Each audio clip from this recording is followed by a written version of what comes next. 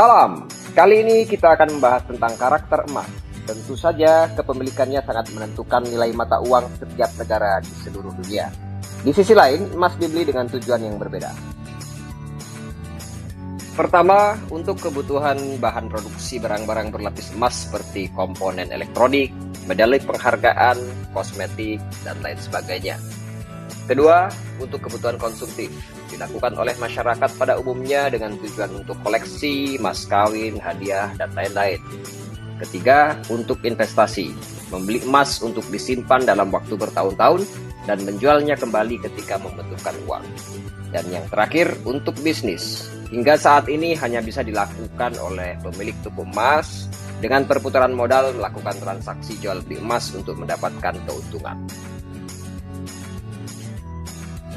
Tentunya untuk membangun sebuah toko emas perlu modal yang sangat besar.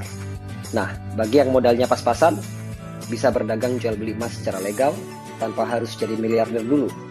Pemerintah sudah menyediakan tempatnya, yaitu Bursa Berjangka Jakarta, dengan fasilitas yang diberi nama perdagangan berjangka komoditi, yang memungkinkan setiap orang dapat dengan mudah membeli dan menjual emasnya di tempat yang sama, tanpa harus bertatap muka untuk serah terima fisik.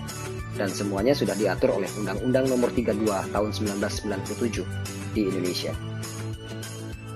Transaksi di bursa berjangka hanya memperdagangkan nilai dari sebuah kontrak pada komoditi tertentu. Karena itu, transaksinya tidak harus melibatkan fisik. Sehingga, di akhir penyelesaian transaksi, Anda tidak akan mendapatkan pengiriman berupa barang, tetapi langsung menerima hasil keuntungan atau kerugian dari hasil transaksi yang dilakukan. Membeli emas batangan atau emas fisik juga ada biayanya, mulai dari penambangannya, pengolahannya, biaya cetak, membuat sertifikatnya, dan lain sebagainya. Hingga terdapat selisih harga atau spread, atau adanya perbedaan harga untuk harga membeli dan harga untuk menjual. Untuk 1 gram, perbedaan harganya begitu besar, rata-rata bisa berbeda selisih Rp100.000 antara harga beli dan harga jualnya. Dengan kata lain, harga menjual emas Rp100.000 lebih rendah dari harga belinya.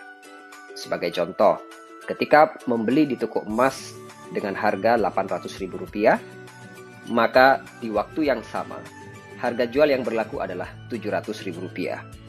Oleh karena itu, ketika ingin menjualnya dalam keadaan tidak rugi, harus menunggu harga jualnya naik menjadi Rp800.000.